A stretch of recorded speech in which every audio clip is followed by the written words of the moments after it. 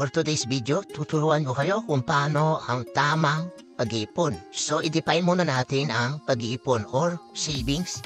Ang ibig sabihin nito ay ang pagtatabi ng pera galing sa iyong allowance kung ikaw ay estudyante o kaya naman ay sa ating sahod kapag ikaw ay may trabaho or employed.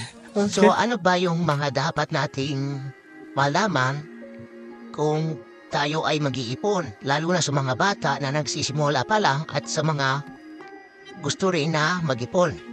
So, una, mag-set muna tayo ng goal. So, sa ating goal, ilista natin kung ano ba yung mga gusto nating bilhin. So, pag nalista natin yan yung magiging target natin at maging motivation natin para ganado tayo sa ating pag-iipon. Pangalawa, sa ating pag-iipon, kailan ba dapat matapos ang ating pag-iipon? Isang buwan ba? 3 buwan ba? 6 na buwan? Or 1 taon? So, dapat alam natin kung hanggang kailan tayo mag-iipon. Pangatlo, magkano ba dapat yung ipunin natin? So, dito dapat may specific tayo na amount kung magkano yung ating iipunin. So, sa ating pag-iipon, dapat meron tayong disiplina sa ating pag-iipon. Bakit kailangan disiplina? Kahit na malaki yung ipunin natin, kung lagi nating sinusungkit sa alkansya yung pera na inipon natin, useless pa rin. So kung mag-iipon tayo, di baling maliit lang yung amount, at least hindi natin sinatsahani yung pera na inipon natin. Mahalaga din ang pagiging consistent sa ating pag-iipon. Dapat na maging habit natin ito upang makasanayan natin. So gagawin natin halimbawa dito si B-Boy. Si B-Boy, ang goal niya is bumili ng rescue boat na laruan. So, ilang buwan ba niya ito pag-iipunan? 10 days siyang mag-iipon. Magkano ba yung amount ng rescue boat na laruan? So, 300 pesos.